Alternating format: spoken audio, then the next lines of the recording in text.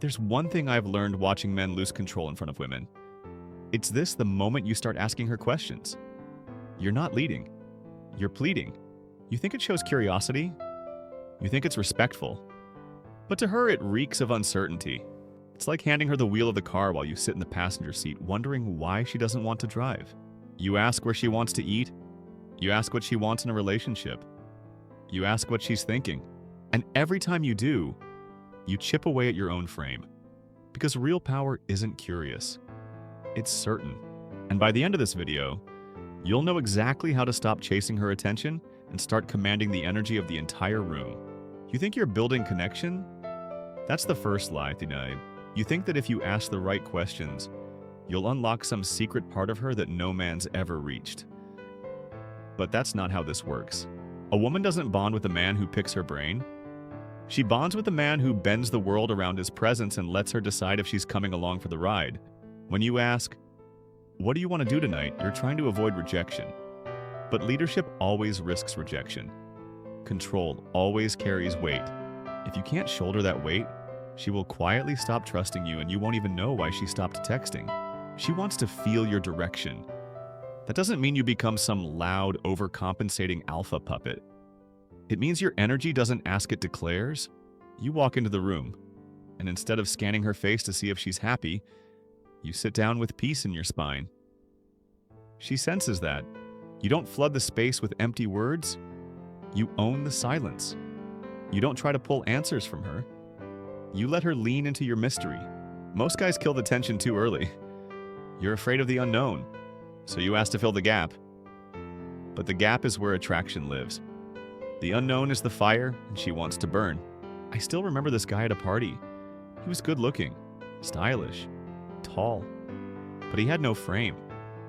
I watched him orbit around a woman for an hour asking what she liked to read, what music she was into, if she'd ever been to Italy. She smiled, nodded, answered. But her body leaned away. Her eyes scanned the room. She was polite, but already gone. Then another guy walked in, beard. Black shirt, didn't say a word for the first 5 minutes. She noticed him instantly. He wasn't asking anything. He wasn't even trying. He just existed like a man who wasn't seeking permission. 5 minutes later, she was at his side. The first guy looked confused. But it wasn't a mystery. She wasn't attracted to curiosity. She was attracted to gravity.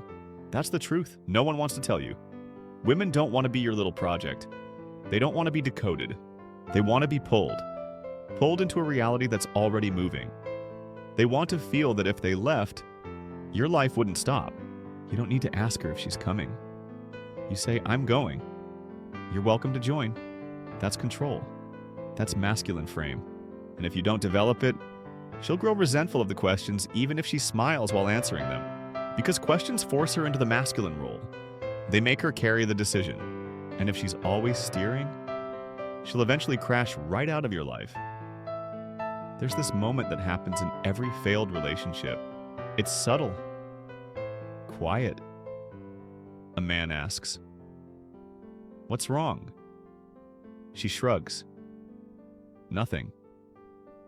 He asks again. "You sure you seem different?" He's chasing her emotional weather report. He doesn't realize she's already evaluating whether he's still strong enough to hold her chaos. And every question he asks confirms her suspicion he isn't. If you were the man she fell for, you wouldn't be asking. You'd already know. Or you wouldn't need to know because your presence would speak louder than any of her silence. And you feel it. That hesitation before you speak. That sinking gut when she looks away. That subtle shift when your question doesn't land the way you hoped. You tell yourself it's fine. She's just tired. But a part of you knows. You gave away the frame, and now you're clawing to get it back. But frame isn't something you recover by force. It's something you rebuild in silence. By pulling back. By living. By not needing her to validate your thoughts or your direction. Control the frame, and you never have to control her. That's the paradox. Weak men try to control women. Strong men control the space. Weak men chase emotions. Strong men create them. Weak men ask, "Are you okay?" Strong men say, I've got you. Sit down. And the real trick, most of that control happens in your body before it ever reaches your words. The way you hold your breath, the way you stand without shifting, the way you look at her with stillness instead of hunger, that's the invisible frame. It can't be faked. It's not a line you say, it's a man you become. So stop trying to learn her like a subject in school. You're not her therapist. You're not her interviewer. You're the storm she feels without knowing why she's wet. You're the heat she moves toward, even when her logic says to pull away. And you only become that when you stop explaining yourself. Stop negotiating. Stop digging for clues. Just move. With clarity, with command, with conviction, because the man who controls the frame never needs to ask if he's in it. You think questions give you control, but they don't. They give her control and you just think it's connection. Every time you ask, "What are you thinking?" she decides the direction. When you ask, "Do you want to hang out later?" she gets to dictate your rhythm. When you ask, "Is that okay with you?" you silently admit you're unsure. And here's the ugly truth: women don't respect men who need reassurance to move. She may respond, she may even agree, but something inside her withers every time you hand her the reins. This isn't about being domineering. This is about energy. There's a kind of masculine current that speaks through your decisions without needing to raise its voice. When you say, "Come here," and you mean it, there's no asking. She feels it. She responds to it. Not because you forced her, but because you didn't waver.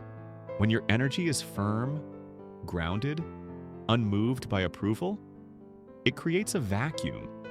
And women are drawn to that vacuum not because they're weak, but because you've offered what so few men can: certainty, stillness, presence. But the average man, he doesn't even know he's bleeding frame. He thinks being polite is the answer. He thinks endless talking is how he'll keep her. But real masculine energy is economical. It doesn't over-explain. It doesn't rush to fill silence, but lets her swim in it. And here's the part: no one teaches you when you stop asking, when you stop grasping, when you stop trying to manage her perception of you. She finally sees you. Not the performing version, not the people-pleasing shell, the man, and that's what she's been waiting for. Not another boy playing at conversation. A man who doesn't need her input to feel like he exists. You can test this. Try it the next time you're in a room with her. Don't ask a single question. Not one. Just make statements. Lead, suggest, observe, create space, and watch what happens. She might resist at first. She's used to being chased. But slowly, something strange will start to happen. She'll lean in. She'll fill the silence. She'll search your eyes for a hint of reaction. Because now you're not broadcasting need, you're commanding attention. The guy who always asks, "Do you like this?" is the guy who doesn't know what he likes. The man who says, "I like this," "I'm doing this," "I'll be there at 7," that's the man who builds the frame. That's the man who makes her feel like she's entering a structure, not floating in emotional space. And that's what she's secretly starving for: someone who doesn't make her guess the direction. Someone who already decided. But society has trained you backwards. They told you women want sensitivity, vulnerability, openness. And yes, there's a time for that. But only after the frame is built. Only after she knows she's safe in your world. You can't bleed out your insecurities hoping she'll hold them like a mother. That's not attraction, that's regression. She'll comfort you. Maybe. But she won't desire you. Because desire comes from polarity. From the crackle between certainty and chaos. Between her storm and your spine. And here's the harsh truth most men will never swallow if you're constantly checking in with her. She'll eventually stop checking for you. She'll feel like she's leading a child. And you'll wonder why the sex is gone. Why the tone in her voice changed. Why she looks at other men with curiosity but sees through you like wallpaper. You trained her to see you as support, not as gravity. And now, without meaning to, you're replaceable. But it doesn't have to stay that way. You can recalibrate, you can shift, you can take back the frame, not with words, but with embodiment. You stop asking. You start moving. You stop checking her temperature. You start building your fire. You stop fishing for compliments. You start becoming undeniable. That's how it flips. That's when she notices something changed. She'll feel it before you say a word. She'll test it, challenge it. But if you don't break, if you hold, she'll respect you again. And once there's respect, desire follows like shadow. Because at the end of the day, she doesn't want to be your compass. She wants to be moved by your direction. Not every second, not every word, but the undertone of your presence should be so certain that even in silence, she knows where you're going. So stop giving her the wheel and wondering why the car won't move. It was never her job to drive. She was always waiting to see if you knew the road. You sit across from her, and the first thing that comes to your mind is a question. That's the reflex, the disease. You want to say, "What's wrong?" You want to ask, "Do you like me?" You want to dig into her mind like there's some treasure buried in her answers. But the moment that urge comes, you have to kill it. Because the second you open that door, she sees it. The hesitation, the self-doubt, the emotional need hiding behind your eyes. Now, you've lost her. She doesn't want to lead the energy. She wants to be swallowed by it. Not in a loud, aggressive way, but in that still lethal quiet you carry when you don't need anything from her. And that's where most men fail. They go into every interaction with hope, with craving, with this subconscious prayer, "I hope she likes me." But a man in his frame doesn't hope. He decides. And women feel that difference without a single word spoken. Think about it. When was the last time a woman truly locked in on you? Not just looked at you, but watched? Hung on your words. Drifted into your orbit like gravity, I promise you. It wasn't because you asked all the right questions. It was because, for once, you stopped bending. You stood in your spine. You moved through the room like you'd already been chosen by life, by purpose, by self-certainty. And in that rare moment, she felt something real, something ancient, something she couldn't explain. But most of the time, you dilute it. You overtalk. You reach. You ask about her childhood, her ex, her feelings. And she answers politely because she's been trained to. But inside, she's folding her exit strategy. Because nothing dries up feminine energy like a man who fumbles the frame. She wants your focus, not your approval. She wants your vision, not your questions. If you're constantly trying to find out what she thinks you've already told her you don't know who you are, this isn't about being cold, it's about being rooted. You can listen without chasing. You can observe without asking. You can connect without shrinking. But that only happens when you stop seeing her attention as a reward and start treating it as a natural consequence of your presence. Because when you live like you already belong to something greater, she doesn't become your source. She becomes your witness, and that's the shift she feels in her bones. Not because you forced it, but because you finally stopped needing to force anything. There's a moment that breaks weak men. It usually happens after she starts pulling away. You panic. You start texting more, asking more. Did I do something wrong? Are you mad at me? What can I do to fix this? And every word is a shovel digging your own grave. Because you think connection comes from closeness, but with women, true connection comes from polarity, from space, from your ability to not need to close every emotional gap. She doesn't need you to crawl into her uncertainty. She needs to feel that yours doesn't shake. You want to flip the script. Here's the hardest thing you'll ever learn when she's distant. You get calmer. When she's cold, you get warmer but not weaker. When she's testing, you don't flinch. You don't ask. You don't beg.